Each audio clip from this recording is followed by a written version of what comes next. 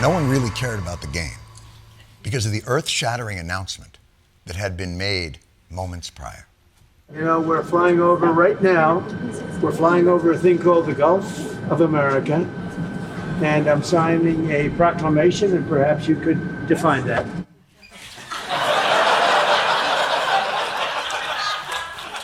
First of all, why do you fly around in a Hyatt hotel room? Second of all, define proclamation? You don't know what a proclamation...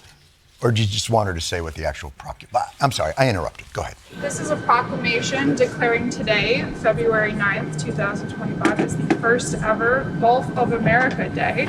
And we're flying right over it right now. So we thought this would be appropriate. Even bigger than the Super Bowl.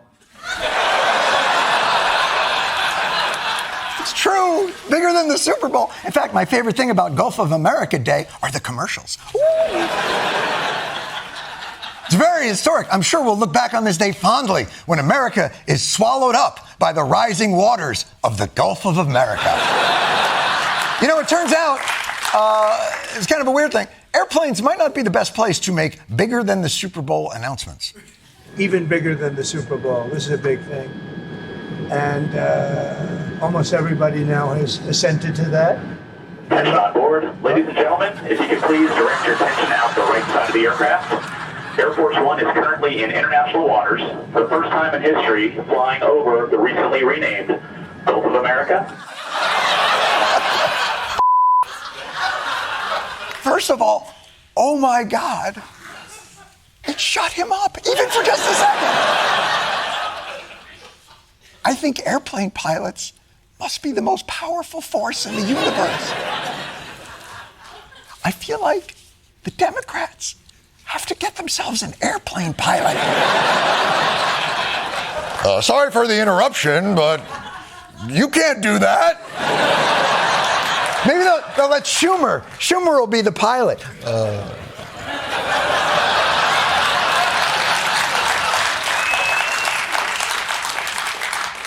But forgive me, I've forgotten. What does calling it Gulf of America do? Do we get all its fish now? Make America great again, right? That's what we care about. Making America great again. Yeah. Everything Trump does is all part of making America great again. Order one. Roll back everything from the previous not great administration. Regulations on the environment, regulations on the Second Amendment, the Title IX guidance, and not just the big shit. You want to make America great again, you can't skimp on the details. President Trump says he's going to reverse Joe Biden's mandate to phase out plastic straws, saying, enjoy your next drink without a straw that disgustingly dissolves in your mouth. Okay, he's right on this one. He is right on this one. Those straws are f***ing terrible. Objectively terrible. I'm supposed to have some weird tissue paper dissolve in my mouth just because turtles can't figure out straws aren't food? No. Don't eat the tubes, you stupid turtles. So Trump is making America great again by taking us back to 2016. But obviously, if we're going to make America great again, we can't stop in 2016. We got to keep pushing to that place when America was truly great. How much further back do we need to go?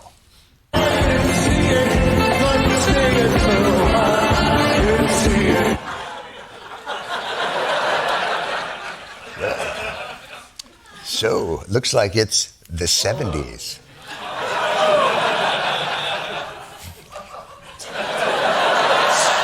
Oh, like you don't know who Burt Reynolds is. If you're going to make us great, you're going to have to roll further back than the 70s. What do you got? We're going to stop the destructive and divisive diversity, equity, and inclusion. Yeah, the 70s won't fly. The 70s was all about women's lib and Stonewall. No, my friends, we got to go back further to make America great. And ladies, when we do go back, don't worry. It's all going to work out for you. You will no longer be thinking about abortion. Women will be happy, healthy, confident and free. Like everything else, it's a little bit different today. You're not allowed to say that because if you call a woman or a girl beautiful, that's the end of your career. Oh, you can't even say, hey, sugar tits.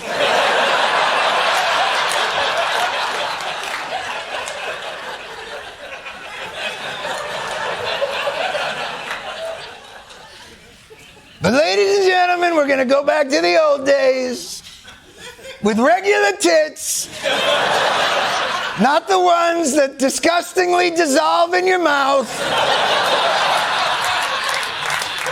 Also,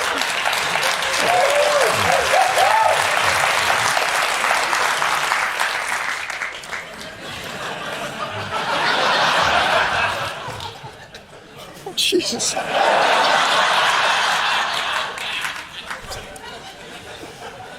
But let's not stop in the 70s there, folks. Not even in the... Let's keep going. Because that sounds like the 50s, and the 50s are still too inclusive. I mean, by then, Italians and Irish were considered white. No, that's too far. Keep going back.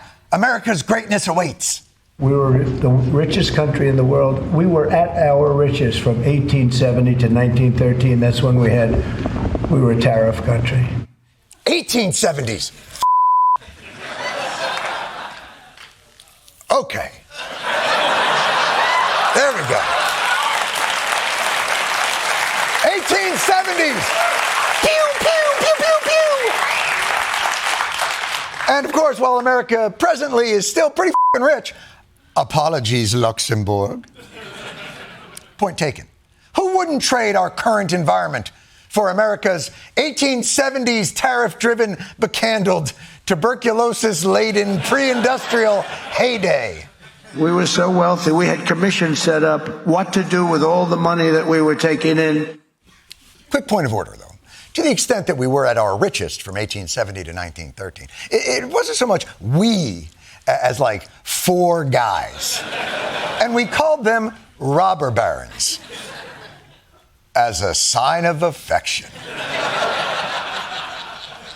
Meanwhile, the rest of America, the leading cause of death was falling into a vat at work.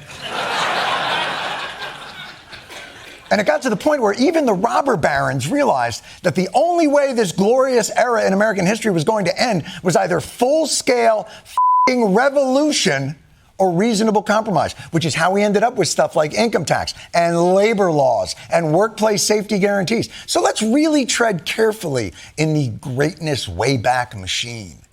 Arizona House Republican Andy Biggs introduced a bill this week that would abolish OSHA, a Department of Labor agency tasked with overseeing workplace safety. To the vats!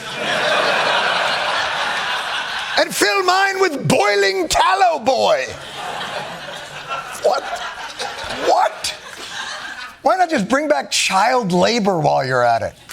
When you talk about school lunches, hey, I worked my way through high school. I don't know about you, but I worked since I was, before I was even 13 years old. I was picking berries in the field before we had child labor laws that precluded that.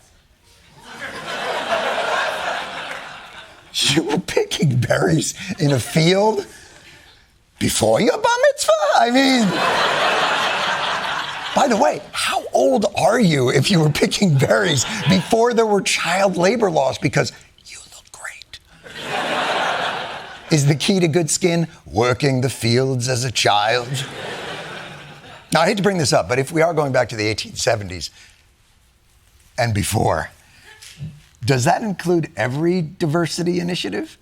Birthright citizenship was, if you look back when this was passed and made, that was meant for the children of slaves. This was not meant for the whole world to come in, everybody coming in, and totally unqualified people with perhaps unqualified children.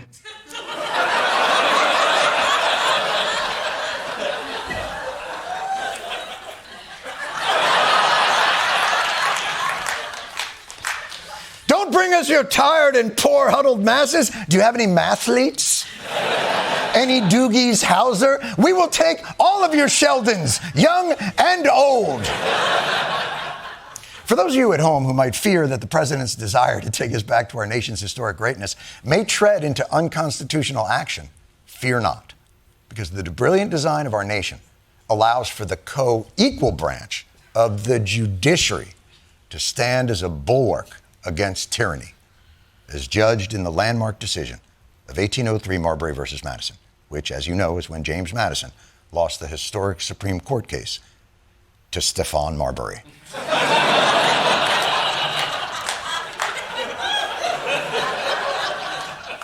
Marbury ran him out of the building and established our foundational separation of powers. Vice President J.D. Vance, he had some interesting words about the separation of power and government. He's for it? If a judge tried to tell a general how to conduct a military operation, that would be illegal.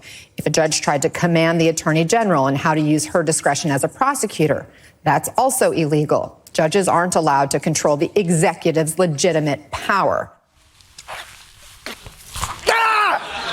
Of course they're allowed to adjudicate the boundaries of that power. That's the whole point of the judiciary, to interpret whether those powers are legitimate. You went to law school, motherfucker. The alternative is that acting. The only alternative is that the executive determines for himself what is constitutional, at which point there would be no guardrails against,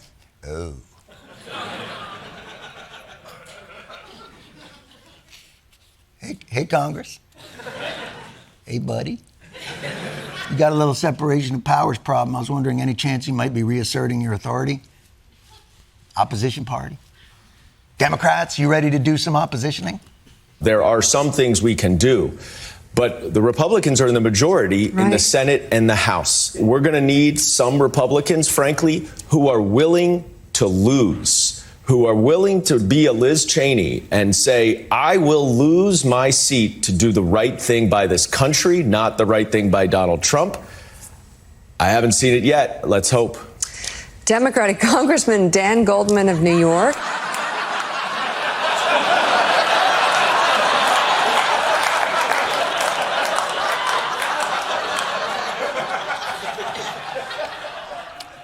That's the sales pitch. We just need someone on their side willing to lose everything for progress, like a Russian dog being shot into space. You can see the Democrats' backbone on our new show, America Backslides, starring Dan Goldman as hopeful loser.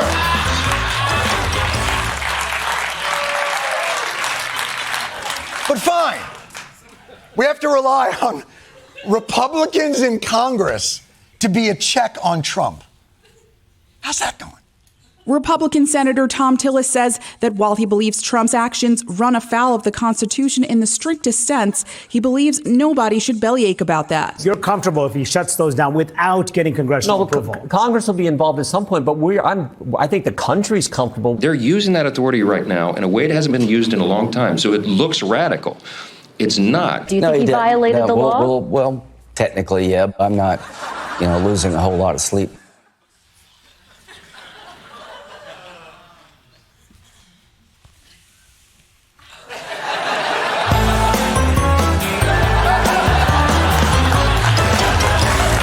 Pete Hegseth, Trump's top cabinet member if you go by blood alcohol level.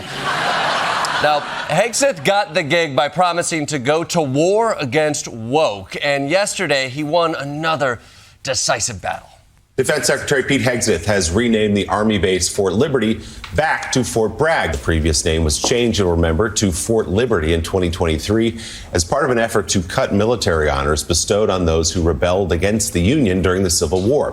There it is. I direct the Army to change the name of Fort Liberty, North Carolina to Fort Bragg, North Carolina. That's right. Bragg is back. Yeah! Suck it, libs! Ho-ho! You didn't want this military base to honor a traitor to America? Ha-ha, too bad. Woke is dead, and Confederate General Braxton Bragg is alive. But this time, Bragg is not a reference to the Confederate general. The name now honors an enlisted Army soldier named Roland L. Bragg, who the Pentagon says was awarded a Silver Star, Purple Heart for combat during World War II. Okay. You renamed Fort Bragg after a different Bragg? So after all that bitching about not giving into woke history, you're basically admitting that we shouldn't name military bases after Confederate generals. Well, it's a good thing woke is over because I think I can say this now. That's a pussy move, Hegseth.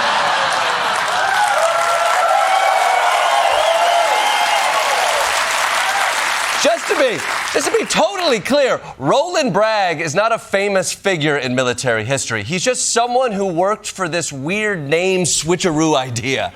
Pete Hegseth basically said, find me a guy named Bragg who served in the army and didn't own slaves. I mean, he didn't even have a Wikipedia entry until today. Today. Do you know how obscure you have to be to not even have a Wikipedia page? There's a Wikipedia page for cats that look like Hitler. Hegseth, look, I say either commit to honoring a Confederate general or don't. But trying to find some kind of name loophole is just silly. I mean, why do I get the feeling Pete's going to try to pull this with his wife? Like, baby, I didn't cheat on you. Her name was also Susan, okay? I'm restoring greatness to our marriage. Now, with all this tariff imposing and fort renaming, you might be wondering, is there anyone who's benefiting from Trump's actions? Yes. The breaking news, President Trump's Justice Department moving to drop the federal corruption case against the New York City Mayor Eric Adams. The mayor was accused of taking $100,000 in free plane tickets and luxury hotel stays from wealthy Turkish nationals and at least one Turkish government official. Oh, shit! If you're free tonight, head down to party at the Turkish Airlines Lounge at JFK, because shit is about to be lit. You know what? I applaud Donald Trump for letting a blue city mayor off the hook. This sends a message. Donald Trump is not about being a Democrat or a Republican. As long as you're criminally corrupt, you're his people. Now, I'm curious. Curious. What was it about Adams' case that convinced Trump to drop the charges? As soon as Donald Trump was elected, Adams began a campaign for a reprieve, flying down to Florida to meet with Trump, driving overnight to attend Trump's inauguration, the Democratic mayor declining to criticize Trump. Oh, God. Trump really loves getting his ass kissed, doesn't he? Which probably explains why all his suit pants have that little trap door on the butt like old-timey long underwear. Now, to be fair... Now, to be fair, the Justice Department didn't say they let Adams off because he kissed Trump's ass. They had an even dumber reason. The Justice Department memo said it reached this conclusion without assessing the strength of the evidence. The memo also said the case needed to go so Adams could devote his full attention to Trump's immigration policies. Yes, of course. Trump didn't drop the charges so he could hold them over him for the rest of his term. Trump did it so Adams could focus on enforcing Trump's immigration policies. And now that Adams has the time, I'm sure he's bringing a new laser focus to the job. Mayor Adams has his plate full, managing the day-to-day business of the city. How are you? Today, he's taking some time for some R&R. Angela performed a 10-minute laser hair removal procedure. Adams spoke with me exclusively during the process. When I'm able to come into the community and say, okay, we did this policy, we put these millions of dollars, and now let's go see the results. You don't have to do an interview right now. I mean, should we go? This feels like a private moment for you. I thought I wanted more transparency in my government, but now I'm thinking perhaps some secrecy is for the best. For weeks, people have been raising alarms about how Trump seems to be handing way too much power over to Elon Musk. And yesterday, Trump replied, I hear you. You want me to give more power to Elon Musk. President Trump setting new guidelines for hiring in the federal workforce while giving more power to Elon Musk and his team at the Department of Government Efficiency, or DOGE. A new executive order directs government agencies to pursue large-scale cuts, saying they now need hiring approval from DOGE. Yes. Elon Musk is now in charge of all government hirings.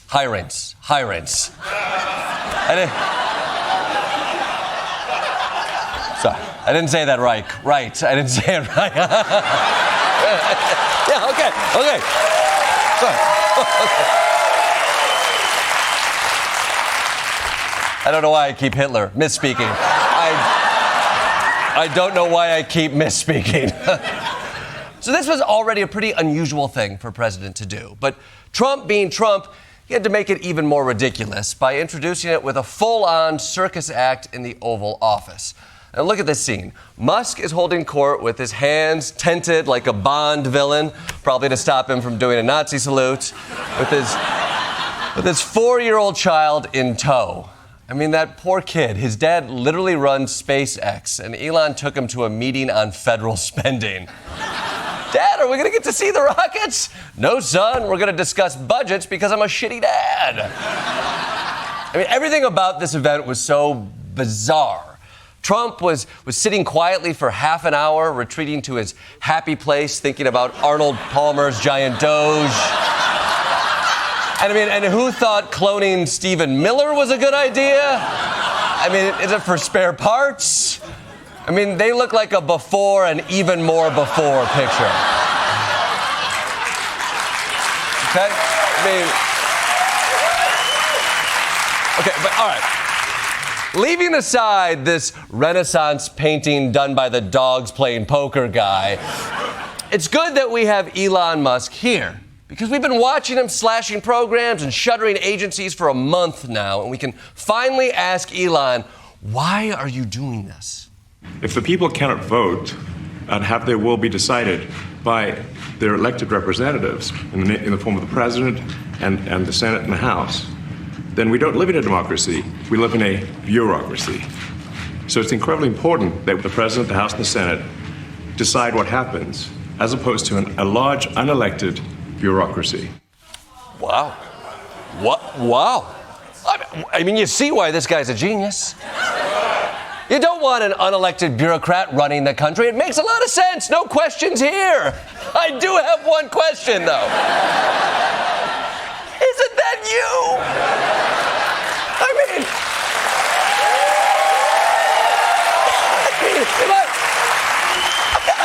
Am I going crazy? Because it feels like I'm watching Drake sing Not Like Us at karaoke. Like, does he not know? Is having this one unaccountable bureaucrat in charge better than having those other unaccountable bureaucrats in charge? Because at least the others have to follow transparency laws. The only thing transparent about Doge is Elon's skin. I mean, his financial disclosures being kept secret, Doge is exempt from open records laws, and when someone on Twitter merely identified some of the people who work for Doge, Elon suspended their account and said, "You have committed a crime," which we tried to fact check with career officials at the FBI, but they're all working at a Panera now. So, Elon, I gotta tell you, I don't think you're being that transparent.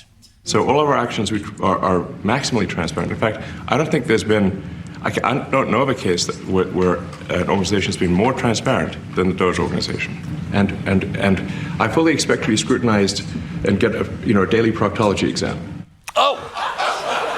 Well, I did the exam, and what an asshole!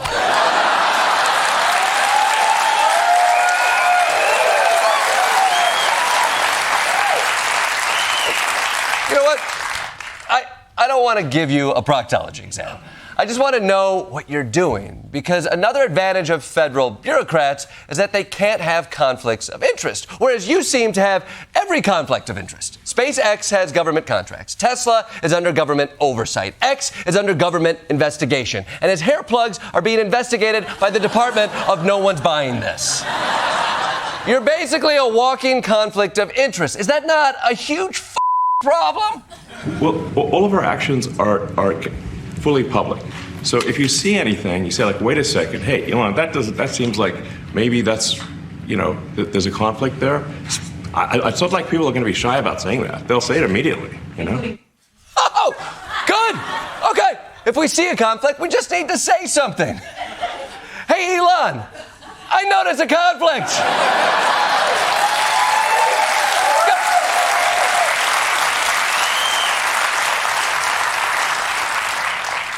Did that work? No, nothing happened. There's no accountability and nothing matters. Great, perfect system. Well, f*** it. He's not going to be transparent, and he's riddled with conflicts of interest, but at least he's a genius. And the work he's going to do will be flawless. Mr. Musk, you said on X that an example of the fraud that you have cited was $50 million of condoms was sent to Gaza. How can we make sure that all the statements that you said were correct so we can trust what you say? Well, first of all, some of the things that I say will be incorrect and should be corrected. So nobody's going to bat 1,000. Nobody's going to bat 1,000. You made up a $50 million conspiracy of sending condoms to Gaza. You're not grounding out to third. You're puking into the umpire's mouth. And just for the record, of course the United States didn't send $50 million worth of condoms to Gaza. We sent $5 million of vibrating sex swings to North Korea, and I believe it stopped nuclear war. But don't quote me on that. I'm not going to bat 1,000. So, to summarize, he's not transparent. He has tons of conflict. He believes any lie he hears, and he spreads false rumors that go global. Honestly, I'd be pretty mad at him right now if he didn't have so much gosh darn charisma. So, there's crazy things like just cursory examination of Social Security, and we've got people in there that are 150 years old. Now, do you know anyone who's 150? I don't. Okay. They should be on the Guinness Book of World Records. They're missing out. He's old. He's old. Tough crowd. Is this thing on?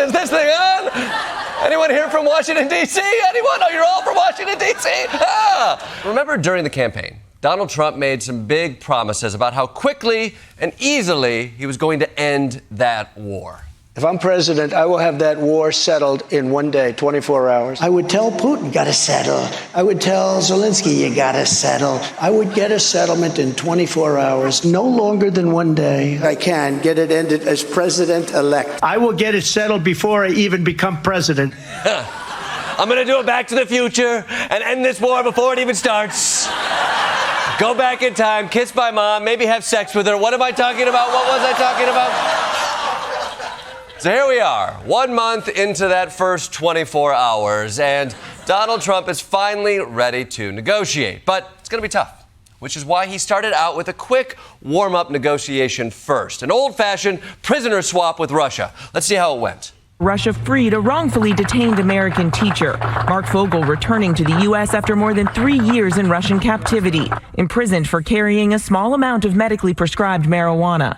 In exchange, the U.S. releasing Russian cybercrime kingpin Alexander Vinnik. What? You traded a cybercrime kingpin for public school teacher Mark Fogel?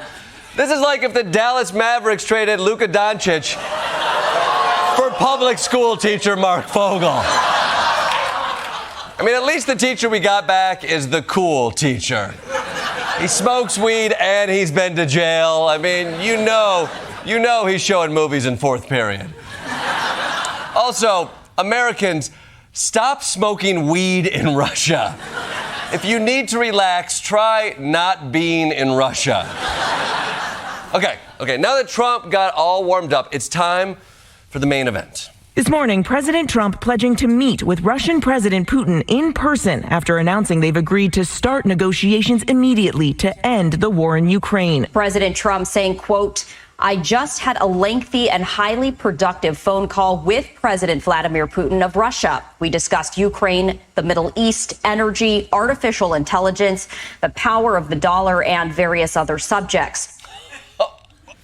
Yeah, I'd like to know what those various other subjects were. I mean, it's a tad suspicious. It's like a husband coming back from a Vegas bachelor party saying, yeah, we ate some great food, we saw the Sphere, did various other things. Anyway, you should get a prescription for Valtrex.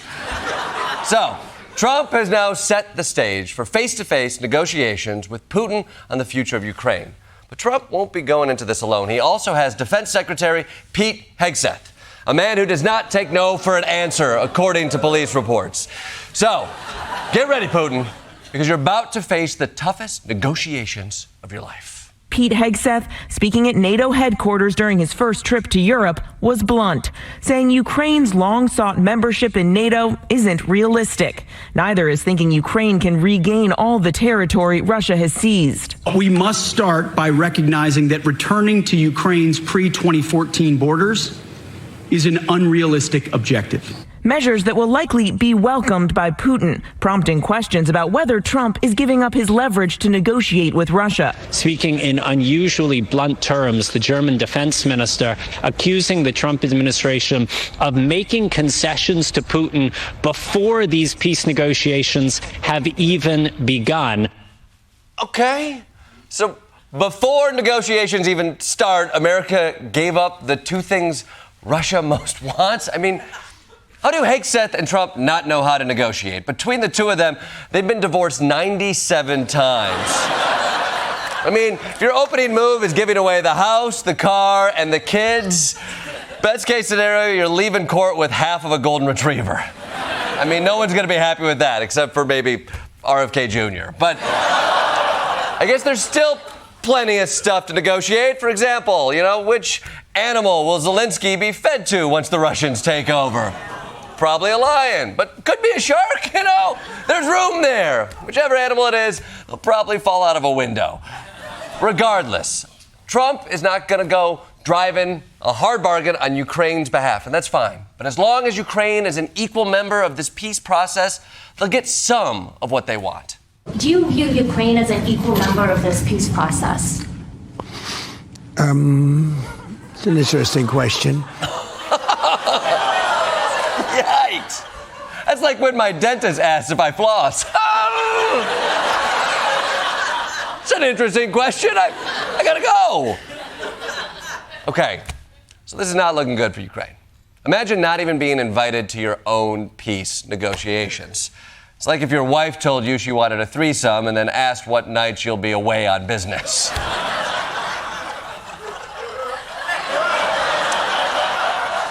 Have so much fun, sweetie. I'm strong enough for this. It's okay, I had it coming after Vegas. Now, you might think it's unfair to put Ukraine in this position after they were the ones invaded, but that's not exactly how Trump sees things. I think they have to make peace. Their people are being killed, and I think they have to make peace. I said that was not a good war to go into. Not a good war to go into? They were invaded. It wasn't their idea. Little advice for the back of Abraham Lincoln's head. Don't get hit by a bullet. Not smart.